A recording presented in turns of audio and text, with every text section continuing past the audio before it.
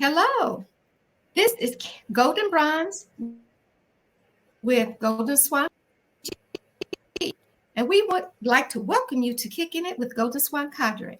This is our second podcast, and we would like to welcome you to our platforms where we intend to have lighthearted conversations about random topics, not just about domestic violence or abuse, but about things in life in general.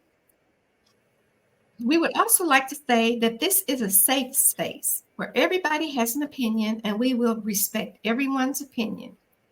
So we're showing ourselves a little grace, as I said on our flyer, and we do request that you do the same. Before I get any further into it, let me introduce to you my co-host, Nikki G. Let her say a few words before I proceed. Well, hello, everyone out there. It's so nice to be with you again on a podcast. I look forward to this subject matter. Let's chop it up and see what we've got. Okay, great. Our first topic is something that I saw trending on social media, and I thought it would be a great conversation to have. The conversation is about beauty in Black women and who sets the standard. Who gets to decide what beauty is in Black women? Beauty lies in the eye of the beholder. It is a defunct saying, for the beheld is pressure to be what the beholder desires. Throughout history, women have been subjected to various beauty standards. From the times of the corset to the push-up bra, female body has been an object of scrutiny and modification, with fashion for women changing at this startling desirability quotients for certain body types over others have been modified. From a woman's hairdo to her shoes, everything has been judged against societal norms and standards. Extreme measures to conform to beauty standards exist across all cultures. Foot binding, neck elongation, and muscular paralysis, aka Botox, are some of the examples amongst the similar practice of staying beautiful. The American ideal, and I'm stressing the American ideal of beauty largely is centered around white femininity, representing a clear preference for Caucasian features over other ethnicities. This enforces a unique beauty standard on Black women. Now, we're going to start there because I saw this article called The Irrational Beauty Standards for Black Women. And the reason is it is written by, let me go back and do my credits, Sakura Conner, and edited by Kinsey O'Day. And the reason I brought this up because many people set the standard of beauty based on thick noses, thin lips, high cheekbones, light skin, etc. And so we thought we would have a conversation about it because I see other women, setting the standard for what beauty should be.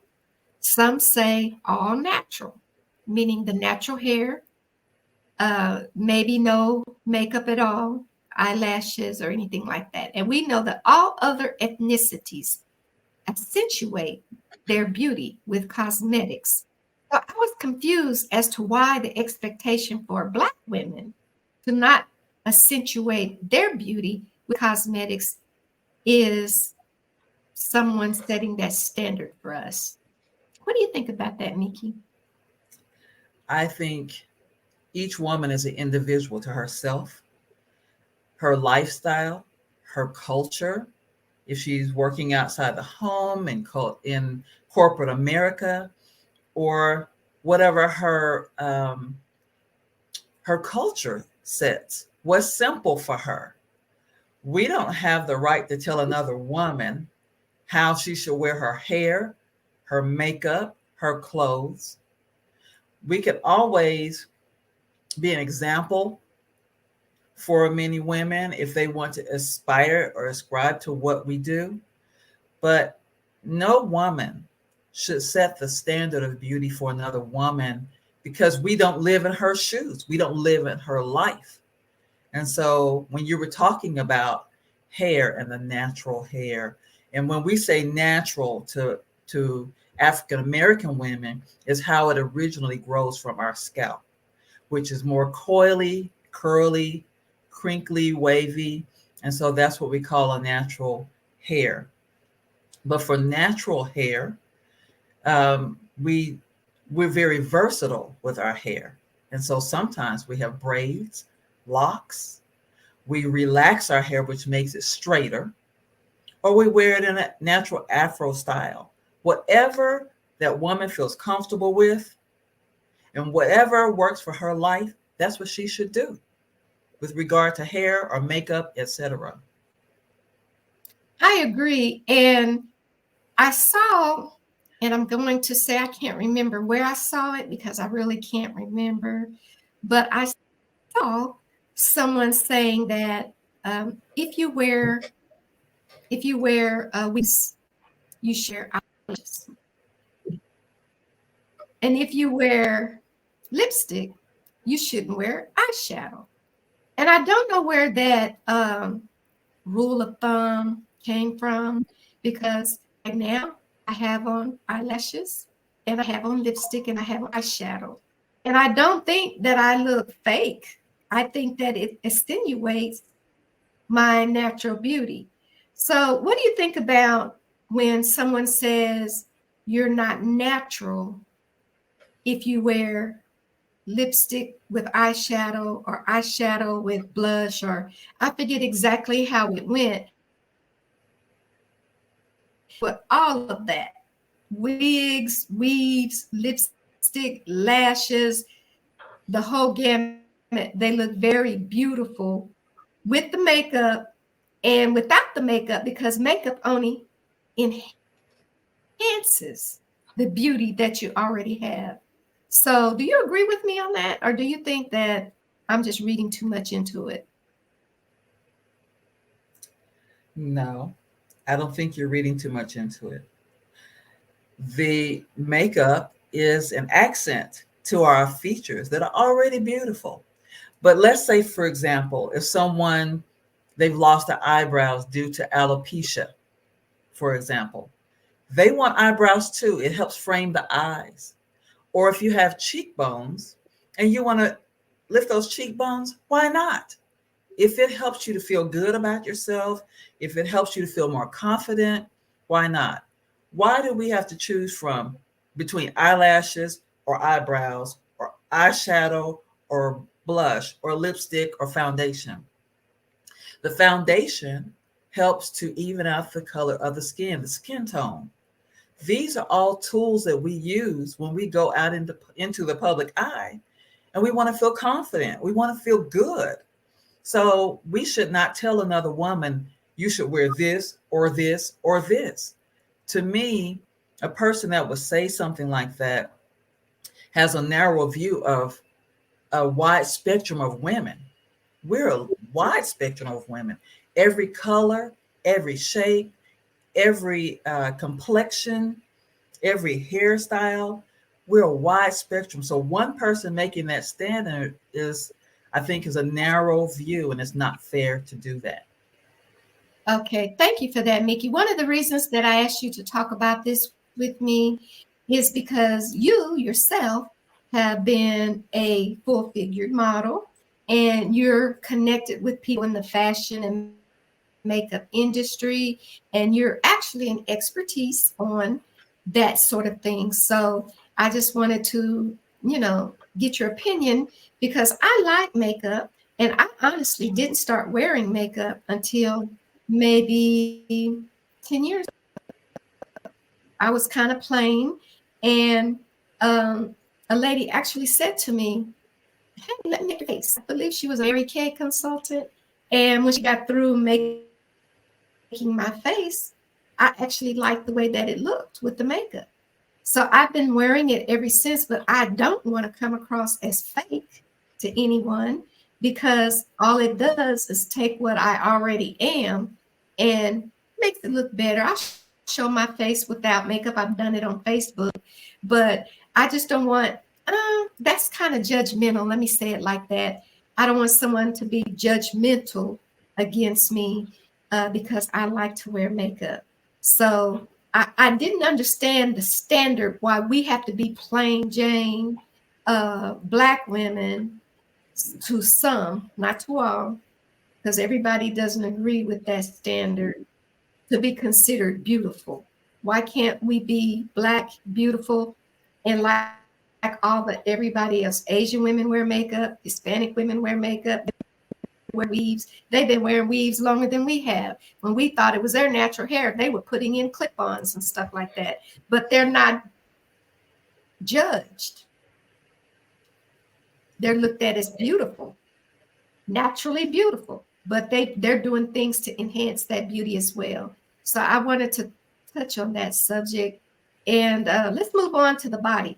Like black women, their bodies are sometimes fetished because they're majority. I don't fit this bill. I wish I did, but they're curvy. Big hips, small waist. Some of us are petite like myself, but the majority of people consider a beautiful black woman a voluptuous, busty hippie black woman. What do you think about that? Because I think that's also judgmental and setting a standard that is dangerous and could also cause some insecurities, body insecurity. So let's talk about that for a minute. Okay, well, I do fit the mold of that being tall and curvy, and thankfully, but I do enjoy my curves, and I noticed though that there are women who are killing themselves to get that, and our fuller lips, our fuller noses, the sculpture of our faces, the sculpture of our bodies.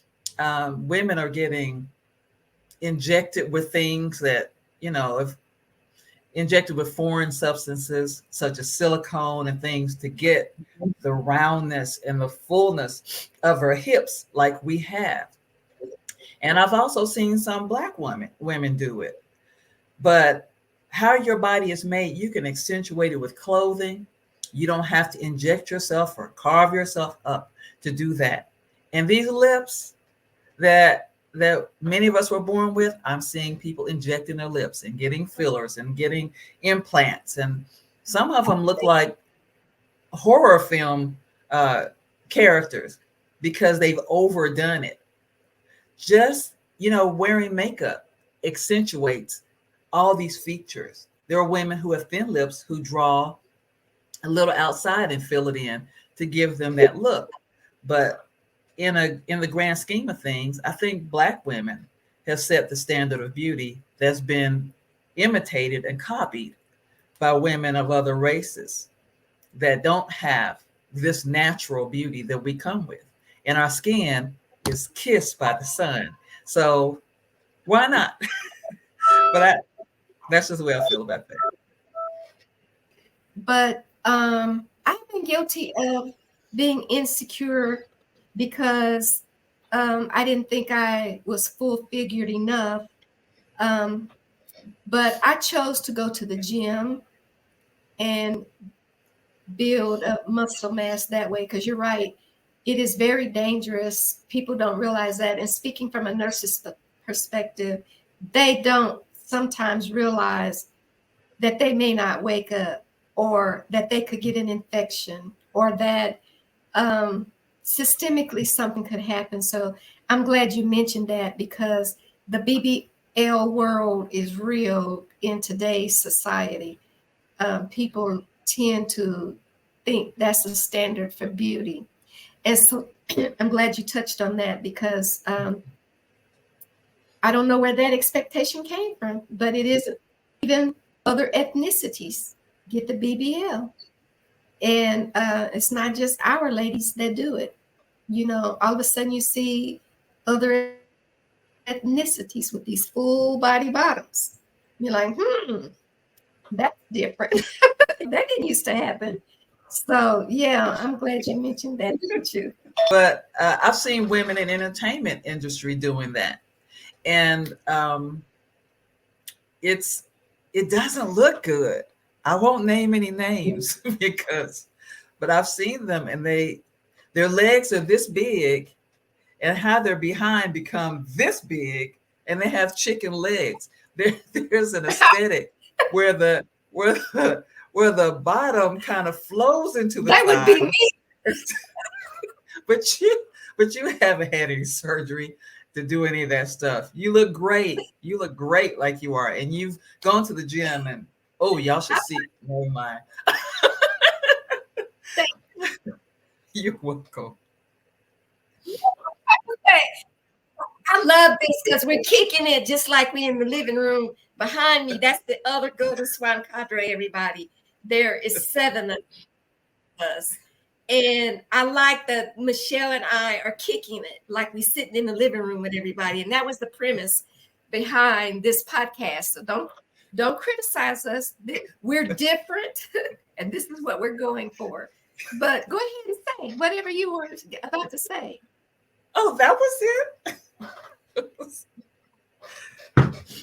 I didn't want to pick a body apart, but I was just gonna say, y'all should see Golden Bronze's legs. Those things are pump legs because she's worked those things out. Just saying. Woo-hoo! Well, thank you, Mickey. And our makeup artist said, "You have pump legs." Why did I get offended first? I'm like, pump legs. And then everybody said, girl, I guess you're talking to a girl that don't get any compliments.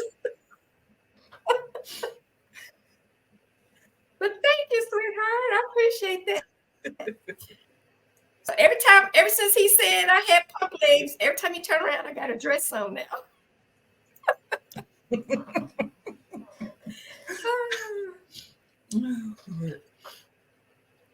Exactly. You know, Well, let's move on.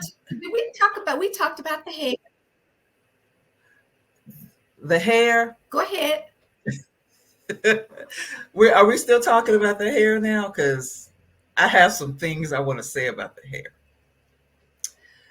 As a Black woman, and yes, we are. We have like I said, we wear protected styles. We wear braids. We wear wigs. We might wear weaves. We might wear our hair out or wear it in, wrapped up in a turban, etc. When we say protected, we're protecting it from heat and the elements, etc. It gives our hair a rest, gives it a break. But what is so irritating, there are 2 things that I can say right off the top of my head. One is that your real hair? Stop asking Black women if that's our real hair. First of all, it's rude. Second of all, it's none of your business. And third of all, why do you think that's not our real hair? Okay, so that's one point. The other point is stop asking to touch our hair. We are not pets. And if we're not trying to touch your hair, don't ask us to touch our hair. We're not that interested in touching your hair. So touching parts of our body is very personal. So if you're touching our hair, you might as well be touching our breasts. You might as well be touching our necks, our nose. We're not pets. So please stop asking to touch our hair. Come up to me and say the same. Can I touch your hair? But I'm surprised. I'm like, no, you cannot. Don't touch me, period. So I agree with you on that. Yeah. So, well, okay. Well, any other topics you want to talk about where it comes, where we're talking about Black beauty? Because Black women, to me, all women are beautiful. Let me just say that. But there is something, and maybe I'm a little biased, about Black women. We come from light vanilla to dark chocolate, smooth skin, beautiful features, different textures of hair, different body styles, and all beautiful. Just like our brothers, I have to say the same about our brothers. Black men have swag, baby, that nobody else has. And they have that handsomeness that other women obviously like. Because now we have to be it for our black men. Y'all don't get mad at me, but it's true. You know, it's harder for women like us to get our own men because other women find them just as handsome and attractive as we do. Very much so. So I just think beauty is not based on whether you wear your natural hair. Although I love the sisters that think it is. This is my opinion, just like it's her opinion or their opinion.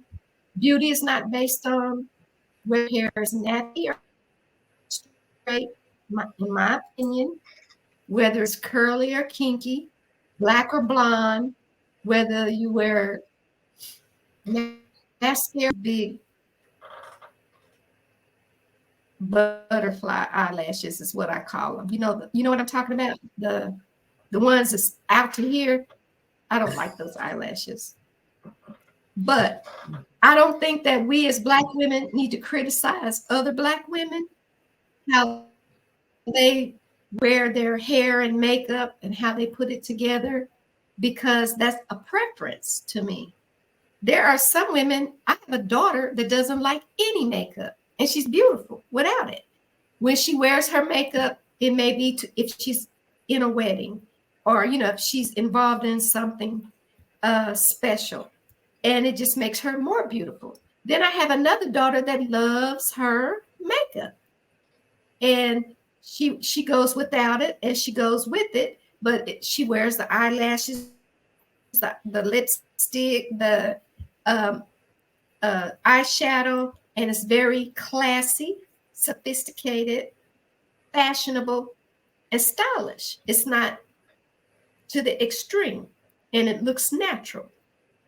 So I just wanted to say that because I've seen this conversation across social media, and I've seen people that agree with my standpoint and those that agree with that we as black women need to just be no makeup, no eyelashes, no straightener, just natural. And I don't understand that. I just don't understand why it's that there's an expectation that if we enhance our beauty, we're fake. Nothing could be further from the truth. And when we talk about the butterfly lashes, etc., that's not my preference. But there are women who use it as an expression. It may be ultra femininity for them to wear their lashes that way. I have a daughter, both of my daughters wear makeup. One of them is a makeup artist, and she goes with makeup or without makeup. And sometimes I go the same way. It also depends on what I'm doing. If I'm podcasting or publicly speaking, I'll put on makeup. And I've also worn my hair in locks. I've worn my hair in an afro.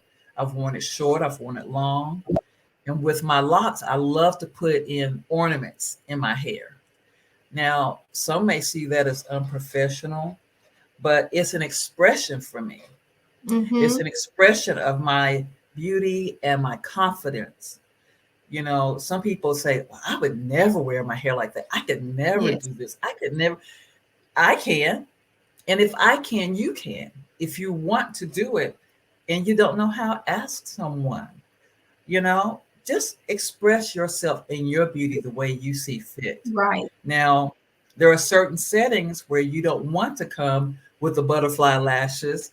If you have to work in a certain setting where that's not appropriate, but express Right. yourself through your makeup, express yourself through your hair, through your clothing, express your culture, your ethnicity through your hair and your makeup and your dress. There's absolutely nothing wrong with that. And I agree with you because I change my hair on a daily. And I have hair longer than this. But as much as I change it, people know that sometimes it's mine and sometimes it's not. But that's my preference.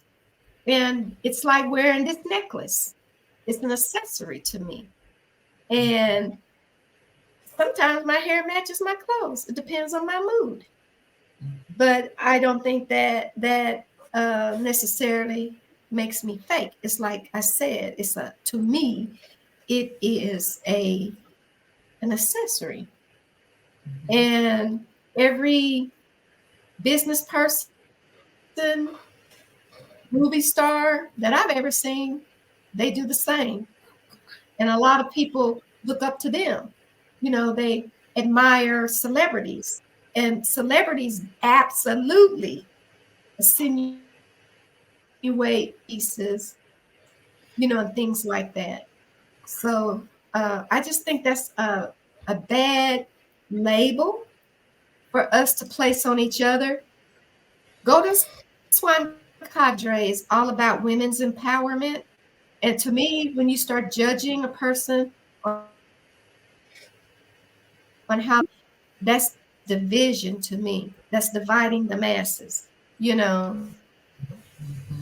And I think that is just something that we should get away from. We should not look at each other and determine because somebody likes blonde hair and I like brunette hair, but their hair is black, that we're not being authentic, you know.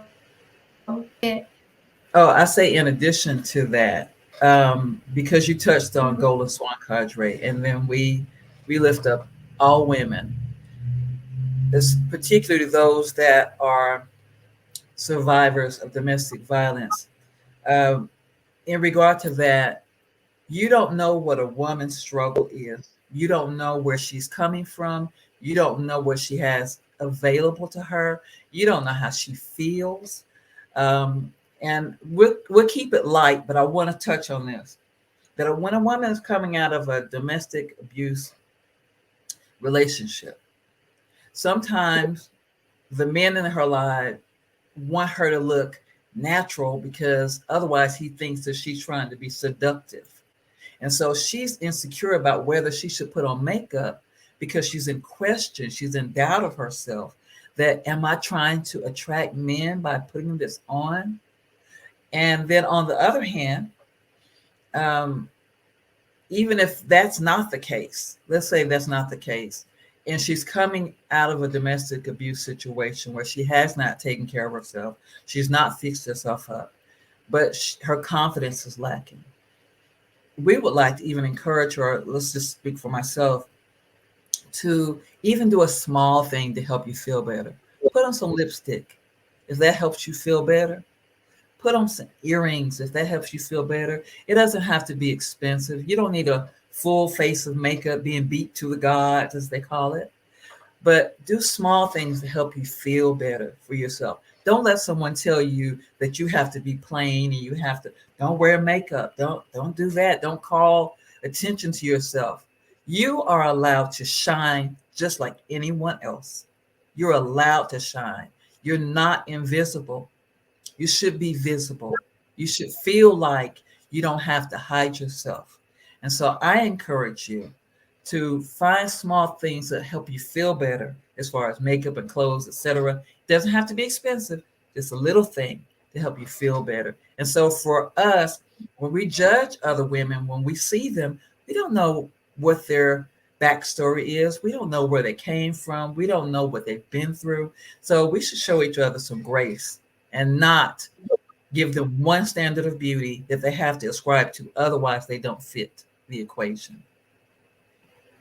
I so agree with you. Thank you for saying that because that's exactly my feeling that we individually should not have to, live up to somebody else's standard of beauty because what this other person might like may not be something that I would ever put on my face.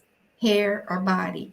But I'm not supposed to judge that person because that's what they like. And it's not what I like. So I want to bring to your attention that all these ladies, this is me over here. I can't even point. I'm in the corner with the black hair over there. That's my natural hair. So I have hair, everybody. Hair won't get curly. It's straight. So when I want curly hair, I know it's mine because I bought it and I wear it. And everybody behind us has their natural hair. That's our natural looks. But we also extenuate our appearances when we want to, with whatever we want to, whether we want to wear makeup or not. We've all seen each other with it on and with it off. But I just wanted to I wanted to bring that to your attention, world, that we do love Black beauty. We love makeup. We love hair. We love clothing and all of those things that make us feel more beautiful. And I guarantee you, our men love it too. They love it too. They see us in our natural states, but they also see us when we're all dolled up and looking good. So beauty is not defined by one person's standard. And beauty within Black women is not defined by one person's standard. That's an opinionated statement. If someone says you can't do this, you can't do that. Um, and I can't even remember where I read that at, but I thought that would be a good topic because I saw all kind of comments about it, So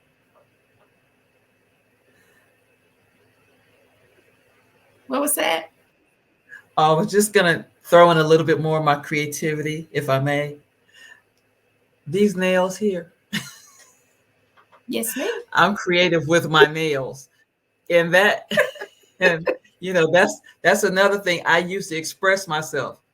One silver and the rest of them blue. And I have done one hand one color, another hand another color, just to express myself. I love that stuff because I'm a girly girl.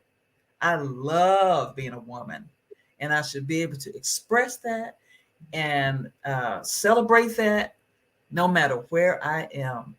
And yes, our men love it, and we love it for ourselves. You have to do it for yourself first, and then if your man loves it, that's even better. Mine does. So I'm a girly girl also.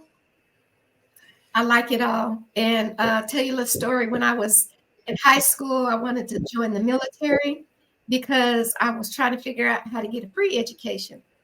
And I come from a military family. My dad, his brothers, my brother, cousins, male and female, all branches of the military. So my father told me, he said, no, you don't need to go into the military.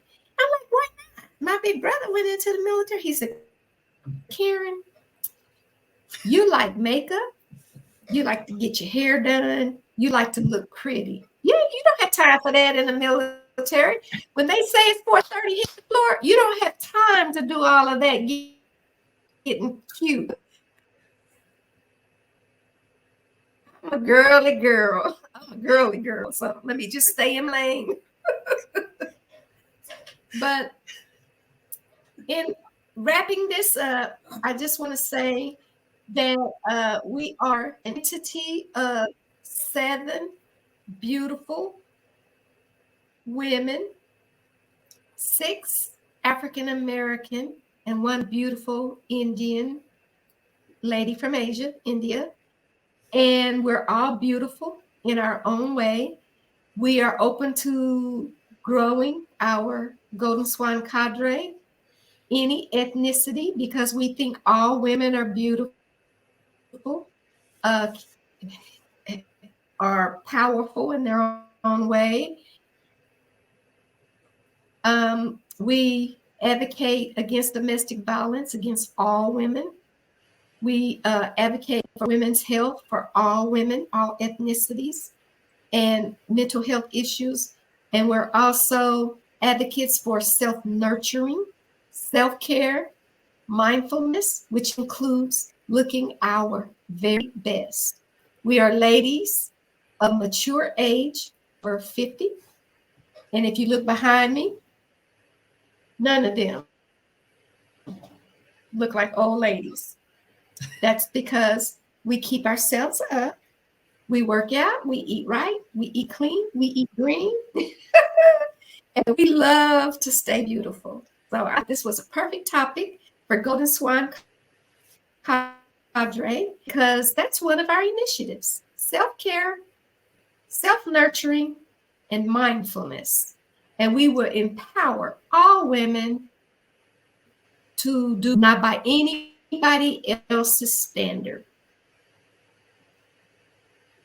Trying to live by somebody else's self-esteem and be insecure about yourself. So I think when we start browbeating each other on what we're supposed to look like, it can be dangerous for us as women. We shouldn't do that. So anyway, that's my 5 cents on it. And Mickey, if you have any statements, we'll do that. Thank you, Golden Bronze. I'm so happy to have had this time to kick it with you and share this information with our audience. We thank you so much for tuning in and sharing in this conversation with us. We look forward to more topics as we kick it together on these podcasts. It has been the most fun to talk about the beauty of Black women and who sets the standard. Who sets the standard? We do. That's all I have to say. Amen. Amen.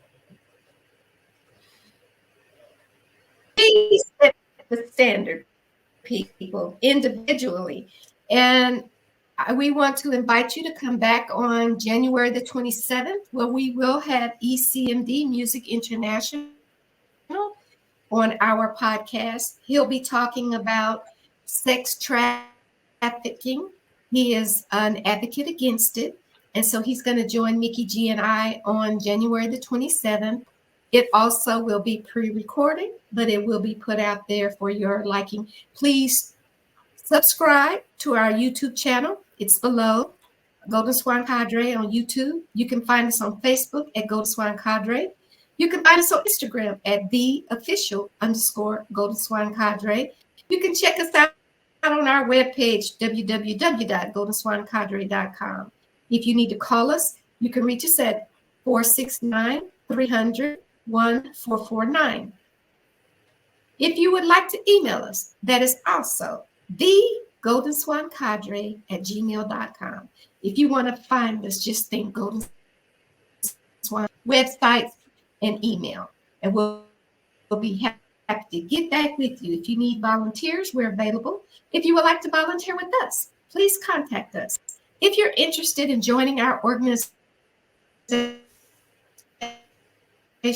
please report Golden Swan Cadre, kicking it with Golden Swan Cadre. Thank you for coming, and we'll see you on the 27th.